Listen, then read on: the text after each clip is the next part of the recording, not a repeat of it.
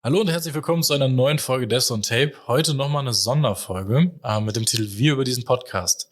Das machen wir jetzt anlässlich dessen, dass wir von unserem freundlichen Unterstützer von der DOAG Interviewfragen bekommen haben, die auch hinterher auf der Webseite veröffentlicht werden, damit natürlich noch mehr Menschen den Hintergrund und die Themen über diesen Podcast hier erfahren können.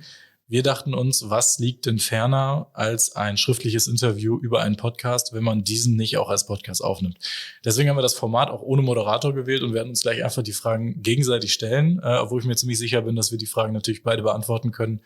Werden wir gleich mal einfach so durch die Fragen durchgehen, um auch denjenigen, die lange textuelle Interviews leid sind, das Ganze auf die Ohren zu geben. Viel Spaß denn dabei.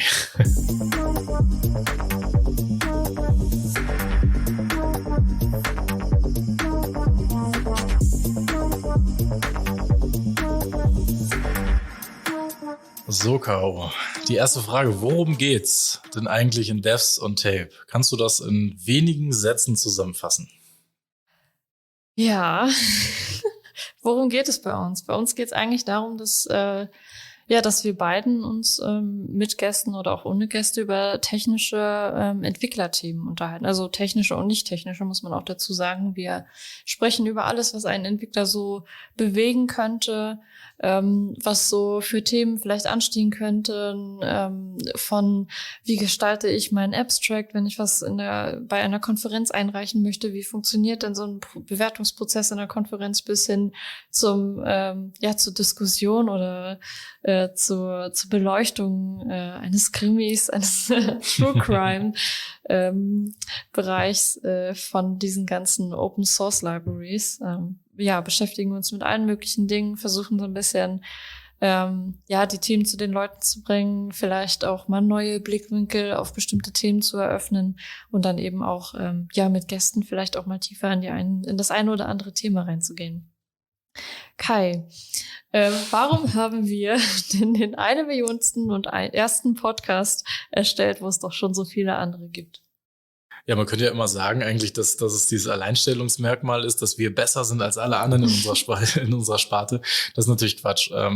Also wir haben da unterschiedliche Ausgangspunkte, Caro, du und ich. Wir haben auf der einen Seite ich höre sehr, sehr viele Podcasts. Ich habe aus unterschiedlichsten Bereichen Podcasts. Das hängt ganz, ganz davon ab, in welcher Laune ich bin, welche Situation gerade sich ergibt, ob ich gerne belustigt werden möchte oder ob ich irgendwie einfach beim Autofahren zum Beispiel irgendwie tiefergehendes Wissen in irgendeine Technologie haben möchte oder einfach nur Nachrichten morgens konsumieren möchte auf dem Weg zur Arbeit im Ton, quasi in Tonqualität, dass ich das nicht lesen muss, sondern dass mir das einfach vorgelesen wird. Und bei dir ist es ja so, das hast du ja auch schon mal erzählt, dass du gar nicht so viele Podcasts konsumierst, wenn überhaupt gar nicht in Podcast-Form, sondern eher so YouTube-Videos. Dennoch haben wir gedacht, dass gerade das Berichten und das freie Sprechen im Dialog miteinander meistens eine Qualität hat, um Themen zu übermitteln, die vielen Leuten zusagt. Und klar sind Podcasts gehypt. Wir haben zu jedem Thema ganz, ganz viele, du hast gerade 1001 Podcasts gesagt. Wir haben also 1000 Vorgänger-Podcasts oder parallel laufende Podcasts, die ähnliche Dinge machen wie wir. Aber das ist eigentlich auch nur die Bestätigung dafür, dass es sehr, sehr viele Konsumenten gibt und sehr viele Interessenten gibt, die gerne in kurzen, prägnanten oder auch mal in sehr ausgedehnten Folgen das Ganze als Podcast in Tonform einfach nur auf die Ohren konsumieren möchten. Und das passt für unsere Themen sehr gut. Und das macht uns natürlich auch super Spaß, das Ganze so aufzunehmen, ohne vielleicht eine Kamera dabei laufen zu lassen oder zu schreiben. So, was würde uns denn jetzt tatsächlich konkret unterscheiden gegenüber anderen Tech-Podcasts? Was würdest du da als Alleinstellungsmerkmal sehen? Ja, als jemand, der nicht so viele Podcasts hört, ist natürlich die perfekte Frage. Wir haben uns aber natürlich auch am Anfang darüber unterhalten, was ist eigentlich unsere Zielgruppe, was ist unsere Wunschvorstellung, wie soll dieser Podcast denn ankommen und wie soll er gestaltet werden? Und wir waren uns da eigentlich sehr schnell einig, dass wir einfach ein sympathisches Team sein wollen, das auch mal der Perfektionisten zum Trotz Sprechfehler drin belassen, dass wir nicht alles zerhäckseln und perfekt zusammenschneiden, sondern dass wir auf das halbwegs spontane Gespräch setzen und einfach die Sympathie und die Begeisterung für bestimmte Themen irgendwie rüberbringen kann auf einer etwas lockereren Art und Weise, als man es zum Beispiel in Vorträgen hat oder ähnlichem. Kai, wie sieht das Konzept hinter unserem Podcast aus? Beziehungsweise woher kommen denn unsere Ideen? Ja, das Konzept dahinter sieht aus, dass wir, wie man das unschwer erkennen kann, zu zweit diese Folge machen. Deswegen finde ich das auch mal besonders beeindruckend, dass du jede Frage mit Kai einführst, weil es ist eigentlich ganz klar, dass wenn du eine Frage in den Raum stellst, dass ich wahrscheinlich der Einzige bin, der diese Frage beantworten wird oder auch will. Wir sind zu zweit. Wir haben bestimmte Themen im Kopf, die wir sehr gerne an unsere Zuhörer geben wollen. Und nochmal zu der Frage davor vielleicht noch eine Ergänzung. Wir sind natürlich, und dafür ist ja auch dieses Interview hier gedacht, in einer starken Verbindung zu DORC und das ist die Deutsche Oracle-Anwendergruppe, wenn man das so mal so ganz schön lange ausdehnen möchte, diese Abkürzung. Und da gibt's natürlich das ist schon eine Art Bubble, weil wir uns alle mit den gleichen Technologien auseinandersetzen und dementsprechend gibt es gar nicht so sehr viele Podcasts, die auch auf Oracle-Themen oder auch auf Themen aus diesem Ökosystem zu sprechen kommen und auch in der Form zu sprechen kommen, dass es den Mitgliedern in diesem Verein beispielsweise in jeder Folge auch irgendeinen wissenswerten Fakt mitgibt. Und deswegen ist das Konzept von uns auf jeden Fall, Themen zu bearbeiten, die für diese Bubble oder für diese Communities interessant sein kann, das auf eine Art und Weise, die sich bei uns auch in Form von Vorträgen oder von Lokaltreffen, die wir veranstalten und sowas, wo die Adressaten die gleichen sind und die einfach dann diesen Mehrwert an diesem Podcast sehen. Und an der Stelle ist eigentlich alles, was wir hier besprechen, aus unseren beiden Köpfen. Das sind Themen, die wir beide spannend finden, die wir in dem Kontext von dieser Community und von diesem Verein als erwähnenswert sehen. Und dann haben wir uns einfach gedacht, wir unterhalten uns über diese Themen, halten die Vorbereitung für diese Themen auch relativ in den Grenzen, damit es nicht wie abgelesen oder nicht wie mega ausgearbeitet wirkt, sondern wir lassen es einfach halt, wir lassen es laufen, so kann man sagen. Wir drücken die Aufnahmetaste, haben uns ein paar Notizen gemacht, die wir so als roten Faden sehen und dann lassen wir einfach die Themen, die dann in dem Moment relevant wirken, mit einfließen. Das soll eine Lockerheit auch zeigen in dem Podcast, damit man dann ein bisschen einfacher auch dem Ganzen zuhören kann. Ja, die nächste Frage. Caro. Das bezieht sich wieder so ein bisschen aufs Konzept. Wie machen wir das? Wie bereiten wir uns auf eine Folge vor? Was erstellen wir vorher? Wo gucken wir, während wir diese Folge machen, drauf? Was ist das? Wie arbeiten wir denn? Wie bauen wir das? Also wenn wir erstmal ein Thema gefunden haben, wir haben da verschiedene Tools, mit denen wir arbeiten. Der Prozess hat sich mittlerweile auch gut etabliert, würde ich sagen. Wenn wir ein Thema haben, dann erstellen wir erstmal oder wir überlegen, wann wir denn die Aufnahme machen können. Fangen wir mal da an. Für diese ganze Organisation mit einem Kalender und mit der Sammlung von Themen, von Ideen, Brainstormings etc. benutzen wir Notion. Das ist ein Tool, womit man einfach Arbeit strukturieren kann. Da gibt es auch Kalender drin, den haben wir geteilt. Und dann machen wir dort quasi die Contentplanung, wann was live geht und wann wir was aufnehmen. Meistens erstellen wir dazu dann ein Miro-Board. Damit arbeiten wir, weil wir es schlicht und ergreifend zur Verfügung stehen haben. Dort erstellen wir dann sowas wie ein Flussdiagramm. Das ist dann quasi unser Leitfaden und unsere Agenda. Und wenn wir hier so gegenüber sitzen, also wir versuchen uns auch immer in Real Life quasi zu treffen. Und wenn wir uns dann hier so gegenüber sitzen, dann gucken wir entweder auf den gleichen Monitor und fahren dann da mit der Maus hin, wo wir dann zum Beispiel als nächstes sind. Oder wir teilen das dann entsprechend auf 2 verschiedene Devices. Wir, wie eben schon erwähnt, wir versuchen halbwegs frei zu sprechen. Also wir bereiten das jetzt zwar schon alles grob vor, in Stichpunkten, aber es ist schon so, dass wir Wert auf ein Gespräch und einen Dialog legen und das nicht so hart geskriptet ist. Und ja, die Länge ergibt sich meistens irgendwie mit der Redezeit, oftmals länger, als ich es zum Beispiel denken würde, dass wir über ein Thema sprechen. Und von den anderen Sachen her, fassen wir das dann einfach nochmal zusammen in Textform natürlich für die Plattform und verteilen das dann entsprechend. Hi. Caro, wer hätte das gedacht? Wann haben wir denn begonnen und wie ist das bisher gelaufen? Okay, ein kleiner Blick in die Vergangenheit, gar nicht so lange her, aber es fühlt sich schon an wie eine Ewigkeit. Wir haben im Dezember 2021 angefangen, also letztes Jahr, Ende des letzten Jahres, da haben wir uns das Ziel gesetzt, dass wir auf jeden Fall noch in dem Jahr 2021 eine Folge aufnehmen wollten. Da haben wir mit dem Trailer gestartet, der jetzt auch mittlerweile auch wesentlich überholter sein könnte. Also eigentlich ist das die erste Folge, die erste Aufnahme, die wir gemacht haben, bevor wir all die Erfahrungen gemacht haben, bevor wir all diese Sachen uns eingespielt haben. Caro, vielleicht eine kleine Notiz wert, dass wir das nochmal überarbeiten sollten. Das hat Ende letzten Jahres stattgefunden und im Laufe der Zeit hat es eigentlich immer mehr an Qualität gewonnen. Wir haben die Technik immer besser kennengelernt. Wir haben die Arbeitsprozesse, die du gerade beschrieben hast, haben wir immer besser in den Griff gekriegt und immer weiter optimiert. Eigentlich haben wir alle Erfahrungen gemacht, die wir uns so vorstellen konnten, und noch viel mehr. Also wir haben mit Krankheit von den jeweiligen Seiten kämpfen müssen.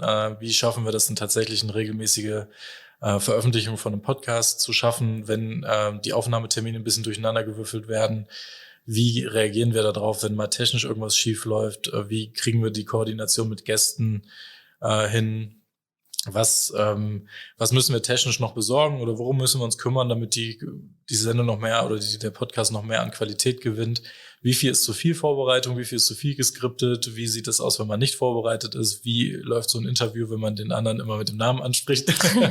Das sind alles Erfahrungen, die machen wir im laufenden Prozess und wir sind uns da auch, wie man schon gemerkt hat, auch nicht zu schade, diese Sachen nicht rauszuschneiden und einfach auch mal Versprecher oder Hänger mal drin zu lassen. Einfach, das finde ich wichtig, damit das passt. Und das sind auch Dinge, die werden sich in Zukunft wahrscheinlich nur dann ändern, wenn wir völlig fehlerfrei in diesem Mikrofon hier reden. Mittlerweile haben wir jetzt es dürfte eigentlich die 11. Folge sein, die wir jetzt hier haben. Wenn man die Sonderfolgen mitzählt, und den Trailer mitzählt, dann haben wir jetzt 11 Folgen gemacht, die bisher auch echt ganz gut angekommen sind. Wir haben noch nicht so super viel Feedback in Schriftform erhalten, sondern eigentlich auch nur aus unserem Umfeld, was wesentlich kleiner ist als die tatsächlichen Hörer. Das können wir schon mal auch feststellen.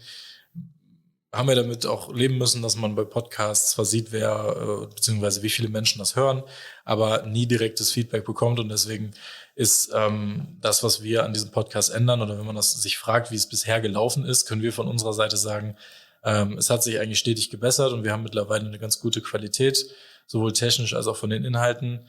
Und das von dem wenigen Feedback, was wir bisher bekommen haben, kommt das auch ganz gut an und wird auch wahrgenommen. Caro, wie kriegen wir das denn hin, dass der Podcast irgendwie an Reichweite gewinnt, oder was haben wir für Schritte gemacht, damit wir da womöglich viele Zielgruppen irgendwie mit erreichen können? Was haben wir da gemacht? Also wir nutzen für die Verteilung, also erstmal haben wir von Anfang an festgelegt, wir wollen es gerne auf alle Plattformen bringen, die gehen.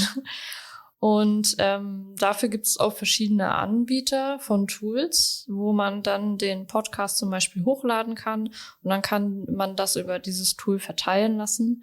Eine solche Mitgliedschaft haben wir uns dann quasi gekauft und das nutzen wir auch dann, um eben automatisch Tweets abzusetzen. Also wir twittern drüber. Es gibt einen eigenen Twitter-Account, es gibt einen eigenen YouTube-Account, wobei ich meine, der wird noch nicht bespielt. Korrigiere mich, dafür ist Kai zuständig, an die Zuhörer.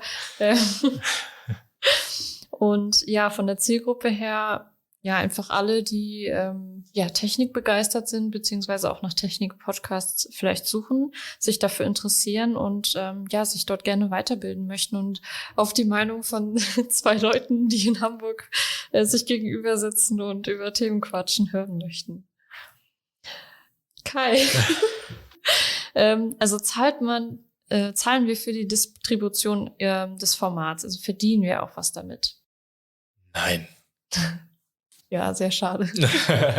Nein, also das ist auch schon eine von uns von vornherein auch so festgelegt. Also wir zahlen nichts dafür, dass es verteilt wird. Wie die Caro gerade gesagt hat, haben wir natürlich die technischen Mittel dafür bereitgestellt bekommen, dass wir das machen können, auch im Rahmen dieses genannten Vereins DORG. Da haben wir für gezahlt, dass wir das erstellen können, die Sachen. Wir haben dafür gezahlt oder wir zahlen dafür, dass das irgendwo auch hochgeladen werden kann und von den verschiedenen Podcast-Tools, die man so auf Handy und Computer hat, auch bezogen werden können. Das muss ja irgendwo liegen und das kostet natürlich auch Geld. und auch das Nutzen dieser Automatismen, jetzt mal mit Verweis auf den YouTube-Kanal oder auf Twitter, dass das alles für uns übernommen wird, die Verteilung, dass die Verteilung für uns übernommen wird, das kostet natürlich auch Geld und das muss auch irgendwo herkommen. Dennoch haben wir mit unserem Podcast auf jeden Fall das Ziel und momentan ist das auch, ist da keine Änderung in Sicht, dass wir damit etwas verdienen. Wir verdienen eigentlich nur Kudos damit. Also wir finden, wenn uns jemand da positives Feedback gibt, dann tut uns das gut. Aber dabei bleibt's auch. Wir haben keine Werbung eingespielt. Die Erwähnungen, die wir hier machen, sind einfach nur zu entweder Tools, Vereinen oder zu Veranstaltungen oder auch vielleicht einzelnen Personen, die uns nahestehen oder die uns auch unterstützen bei dem, was wir tun. Aber der finanzielle Aspekt ist auf jeden Fall bei diesem Podcast in keinster Weise vorhanden. Ja, aber es spricht ja nichts dagegen, dass ihr uns zum Beispiel auf einen Kaffee einladet, wenn wir uns mal treffen in Persona. Das ist dann auch keine finanzielle Anreiz, sondern eher einfach das Durststillen, das Kaffeedurst.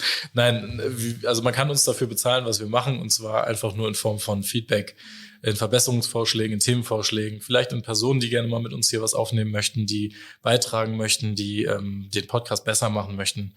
Wir wollen nicht damit sagen, dass man uns nicht unterstützen soll, aber es hat nicht den Charakter, und das wird man gemerkt haben in den letzten 10 Folgen, dass wir keine Werbung einspielen, um uns daran zu bereichern, was wir hier machen. Caro. Nein, wir machen das jetzt ohne Ansprache. Okay. Was dürfen wir denn oder was dürfen die Hörer denn in Zukunft von uns erwarten? Was sagt die Glaskugel? Ja, also die Glaskugel sagt natürlich, dass wir noch viele weitere Themen haben, die sehr spannend sind, und vor allen Dingen haben wir noch eine riesige, lange Liste an Gästen, die wir mal einladen möchten, wo ich schon sehr, sehr gespannt und auch aufgeregt bin, dass wir die dann interviewen dürfen und natürlich die dann auch Experten auf ihrem Gebiet sind und wo wir nochmal ganz, ganz andere Perspektiven einbringen können. Und da freue ich mich schon sehr, sehr doll drauf. Genau, und was es dann auch noch darüber hinaus gibt, und da sind wir auch sehr, sehr froh drüber, wer die vergangenen Folgen angehört hat, vor allem auch die Folge bezüglich Vorträge und Abstracts. Das Konferenzleben als solches wird wieder richtig Fahrt aufnehmen, so ist meine Hoffnung. Wir werden gerade im Umfeld von der DORC sehr viele Veranstaltungen wieder auch vor Ort durchführen können, und das ist auch etwas, was von uns zu erwarten ist, dass wir an diesen Konferenzen teilnehmen und auch in diesem Podcast davon berichten, Ankündigungen machen, Themen, Programme vorstellen im Vorfeld, vielleicht auch mit der einen oder anderen Person sprechen. Und gegebenenfalls, und das ist jetzt ganz klar ziemlich weit hinten in der Glaskugel, vielleicht auch sogar von diesen Konferenzen mit Gästen berichten, um vielleicht auch für Podcast-Hörer, die nicht daran teilnehmen können, an dieser Konferenz eine kostenlose Möglichkeit zu schaffen, ein bisschen dieses Konferenzfeeling zu erfahren und vielleicht auch ein paar Insider-Informationen zu erhalten, die dann für später vielleicht mal ganz relevant sein können, wenn man denn so eine Konferenz selber besuchen möchte. Das ist etwas, worauf ich mich auch besonders freue. Und Caro, das waren 9 Fragen. Ich hoffe, dass wir sie zur Zufriedenheit des Stellers dieser Fragen beantworten konnten und dass wir es in einer Form machen konnten, die diesem Podcast hier gerecht wird. An der Stelle danke schon mal an das Office von der DORC, welches uns diese Fragen hat zukommen lassen, um uns ein bisschen präsenter auch darstellen zu können. Und ich hoffe, dass wir die Fragen alle zur vollsten Zufriedenheit beantworten konnten. Der Rückkanal per E-Mail, per Twitter, per sämtliche andere Plattformen ist natürlich wie immer auch in den Shownotes zu finden, wie man uns kontaktieren kann. Da kann man weitere Fragen stellen, die wir vielleicht nicht beantwortet haben oder wo man noch ein bisschen was zu sagen kann. Da gerne bitte Kontakt zu uns aufnehmen, auch mit Vorschlägen, mit Gästen oder auch mit einem Kaffee, wie Caro gerade schon sagte. In diesem Sinne, vielen Dank fürs Zuhören von dieser Sonderfolge und wir hören uns dann demnächst wieder mit einem spannenden Thema, wie üblich, in diesem Podcast. Danke, Caro. Ja, danke auch, Kai.